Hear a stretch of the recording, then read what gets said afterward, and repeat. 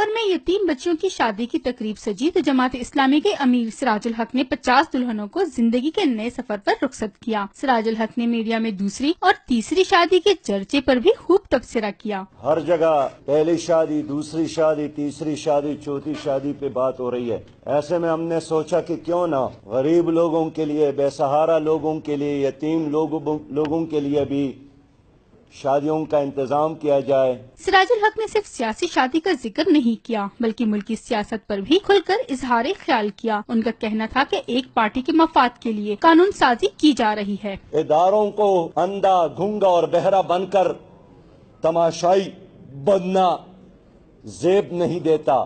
یہ قانون سازی نہیں ہے کہ ایک فرد کے مفاد کے لیے، یہ ایک خاندان کے مفاد کے لیے، ایک پارٹی کے مفاد کے لیے قانون سازی کی جائے۔ امیر جماعت اسلامی نے سینٹ انتخابات میں خرید و فروخت کی سیاست پر افسوس کا اظہار کرتے ہوئے کہا ہے کہ ایم پی ایس کے گھروں کے طواف شروع ہو چکے ہیں۔ عوام ایسی سیاست پر لعنت بھیجتے ہیں۔ کیمرہ مین نیاز علی کے ساتھ فوزیہ زیب، 92 نیوز پشاور۔